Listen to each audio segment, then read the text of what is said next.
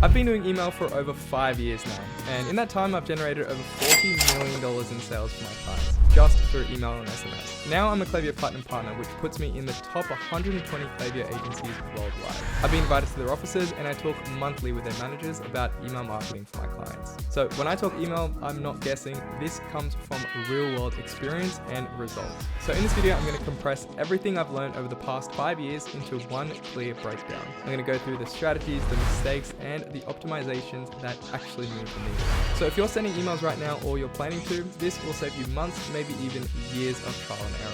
So with that being said, let's get started. Okay, so first of all, most brands are not sending enough emails. Now, I pretty much have this conversation every single week with new clients, and their number one most biggest fear is, well, I've grown this list over the last couple years and I don't want to send too many emails because I don't want to piss people off. And that is probably the number one biggest limiting belief that brand owners have. Now, when people give you their email address, if you're just sending them junk every single week, then of course they're going to unsubscribe, they're going to get annoyed, and they're not really going to be engaged at all. But the goal is to send high quality emails that your audience wants to receive. And the biggest thing is that we're not even sending every email to every subscriber. We're only going to send those emails to people who want to actually receive the emails. So most brands are actually sending between 3 to 5 email campaigns per week. So just starting out with 2 email campaigns is not going to do much damage at all. It's actually a great place to start. And then we increase that volume based on key metrics like your unsubscribe rate, your open rate, your spam complaint rate. And we just base our decisions off the data. And that leads me to my next point, which is data over gut feeling every single day of the week. Now, most marketers rely way too much on instinct, but the numbers don't lie, especially when they tell you where to double down or when you need to pivot. We don't make decisions based off what I think or what I want. It's based off what does the data say. What we do for our clients is we set up weekly reporting. We look at open rates, click-through rates, place order rates. We always do A/B testing every week. We want to test one variable at a time, like subject lines, call to action, layout, offer, pretty much every element of the email you want to test. And that is the basis of what we make decisions on. It's not just, oh, I think this should work or this might work. It's what does the data say? Next is an email calendar is what is going to be your growth engine for your email marketing. Now, most brands are either sending too little or they're just sending too randomly. They just send an email when they have a bit of time, or maybe they panic because they've got too much stock left over of a certain product, but that is not the right way to do things. You want to have a consistent calendar that turns email from being reactive to being proactive. We always build out a 30-day calendar with all the different types of campaigns that we're planning to send out for the next month. We don't just want to send out the same type of emails where we're just hammering the subscriber on the head with buy this, or discount.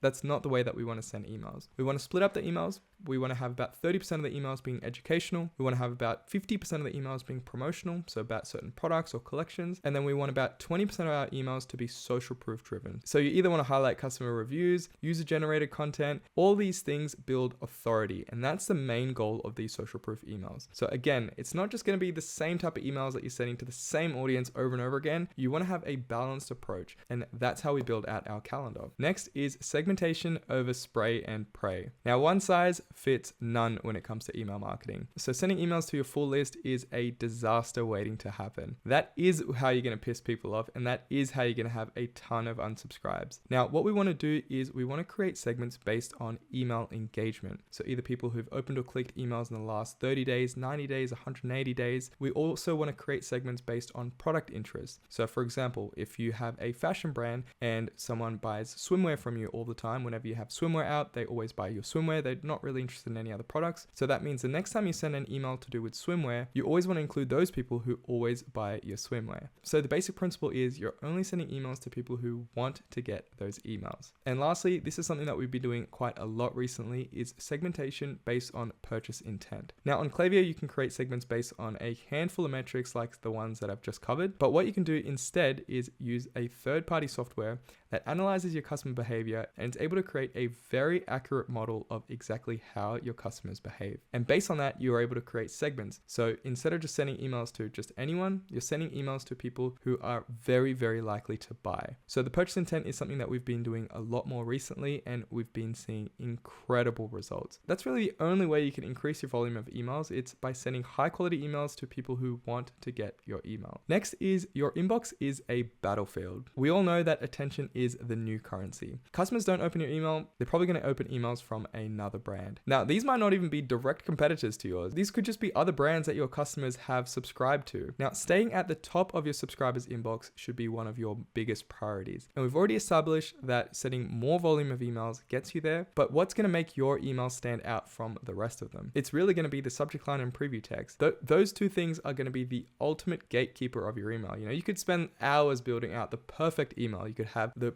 incredible copy, incredible design. You could spend so much time crafting the perfect email, but if no one opens it, it's pretty much pointless. So you really need to spend a lot of time testing and optimizing your subject line and preview text. You want to use emotional hooks, curiosity, urgency, and specificity. You want to test things like emojis, personalization, and pattern breaks. And the last thing here is one of the most important rules. It's the 5-second rule. And you've just got to ask yourself before you send out an email, would this make you open the email? And if the answer is no, then I think you know that a little bit more work needs to be done. If the answer is yes, then send it out and see how it works. Next is you need to get the basics right first. Now, the 7 core flows generate the majority of your flow revenue. If these flows aren't built, optimized, and converting yet, you're leaking a ton of money every single month. Now, advanced flows are awesome. We build advanced flows all the time for our clients, but you need to focus on getting the basics right first. Now, we want to start with these core flows first. We first build out the welcome series, which is telling your brand story and selling them on the opt-in offer. Then you have your checkout and cart abandonment emails, which is reminding the customer, answering objections, and going for the conversion. Then you have the browse abandonment, which shows the exact product that the customer was viewing before they left your website. And then you have the site abandonment, which nudges lost traffic back to your website to start browsing. Then you have your post-purchase flow, where we focus on education, upsell, and getting reviews. And lastly, we have the customer win back, where we want to recapture customers before they churn. Now, if you don't know where to get started with these flows, I've got a full 45-minute training where I walk you through the exact structure and how to set up every single one of these flows. So I walk through every single email one by one, and then I show you how to set it up on Klaviyo. So if that sounds interesting to you, just click the link on the top right corner of this video, and it'll take you to that training to learn about flows. Next is your number one goal of email is to get the click. That's the main objective when it comes to every email that you want to send out. The email's job is to move them one step closer. You're not there to close the deal for them every single time, so you don't need to overload the email with info. Let's be honest, most people aren't going to read everything that you send on a tiny little inbox screen on their phone. That's just not the way that people behave. So what we want to do instead is we want to invoke curiosity within our emails that gets users interested to click through.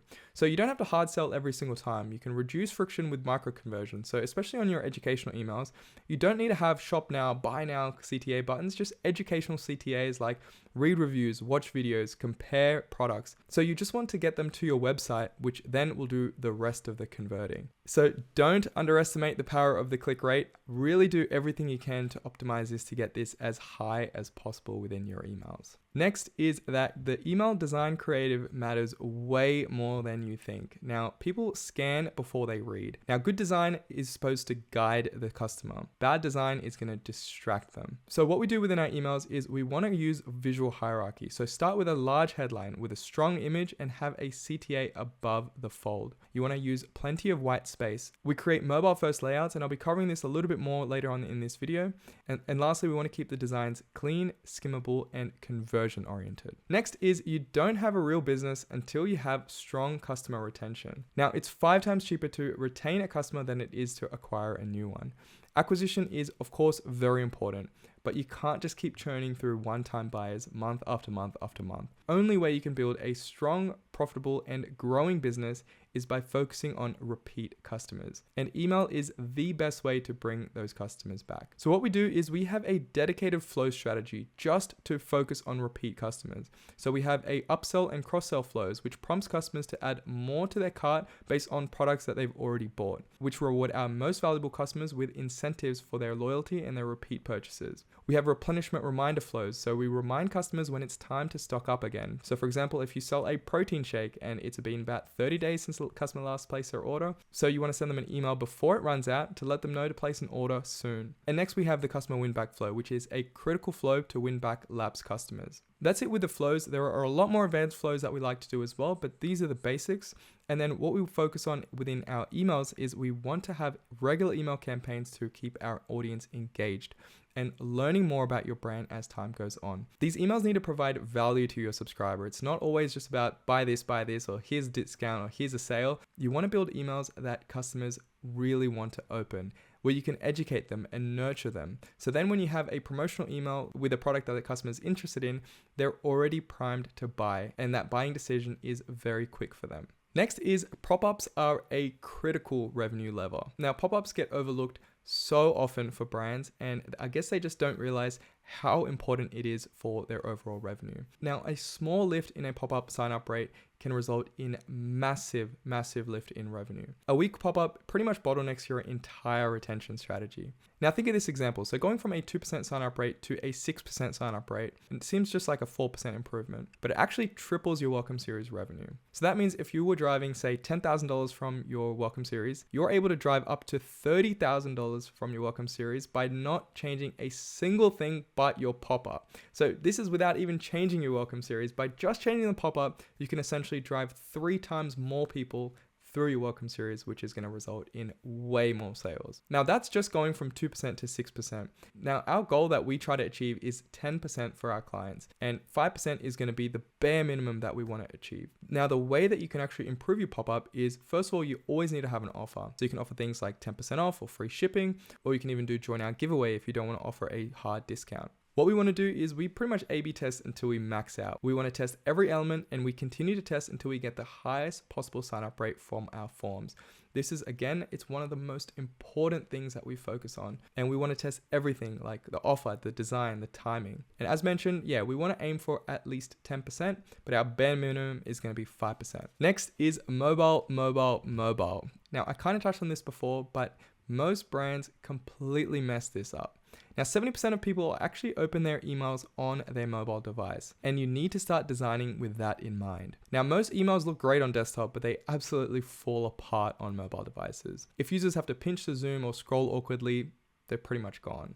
Now, what we want to do when we design emails is, first of all, we build a single column layout. So you don't want to have too many things next to each other. You just build from the top down. We want to have a big headline at the top with a strong visual, and you always want to have a CTA above the fold. And basically what I mean by that is, if someone opens your email, do they have to scroll before they see the first CTA button? If the answer to that is yes, then you haven't done this right. You always want to have a CTA button in usually the first 1500 pixels of the email, which on most devices is going to be before the customer starts scrolling. You always want to have other CTAs down below as well for people who do start scrolling, but what you'll find is a lot of people don't really scroll. So you want to give them the opportunity to take action before they just give up and close their email. Now, in terms of our buttons, we always want to have them at least 44 pixels tall, keep them in the center, and have them full width whenever that's possible.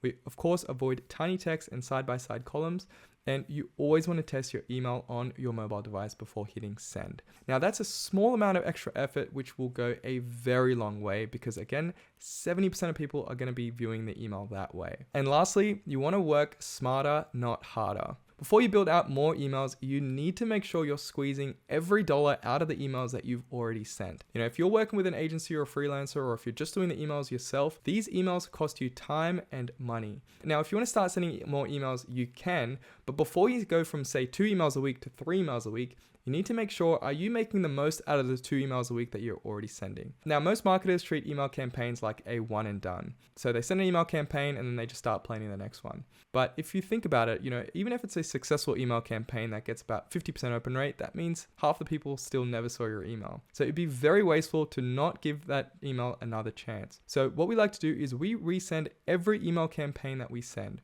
but we resend it to anyone who didn't open it in the last 48 hours, but who was engaged in the last 30 days. So we're giving people who generally like to get our emails another chance to open that email if they missed it within the first 48 hours. Now, what we like to do is we change the subject line because maybe the first one wasn't interesting enough to them, but we keep the rest of the email the exact same because, well, they never opened it, so they don't even know what's in the email in the first place. Now, what we like to do on top of that is every weekend we resend a top performing email from the last month to a segment called the Espresso Shot segment. So we do this either on every Saturday or every Sunday for our clients. And basically we're just resending an email that performed really well last month to a very small segment, but very, very highly engaged segment. So Espresso Shot is anyone who's opened emails in the last 72 hours but didn't place an order. And again, we're just resending an email that has worked really well before to an audience that is highly engaged. And it's from a month ago, so it's unlikely that they would even remember it. And basically you're sending an email on a day that you wouldn't have ordinarily sent an email anyway. So it's just bonus sales. So pretty much what we're doing is we're sending a winning email that has performed well in the past to an audience who loves getting your emails on a day that you weren't planning to send an email anyway. So what that ends up doing is it just gets you extra sales that are pretty much just bonus sales that you wouldn't have gotten otherwise. And that's pretty much it. Thank you so much for making it this far. I really do appreciate your time. If you found this video helpful, please consider liking this video and subscribing to our channel. I make videos like this every single week, and if you like this one, I'm sure you'll like the rest of the videos on our channel too. So yeah, thank you so much. I'll see you in the next video. Bye.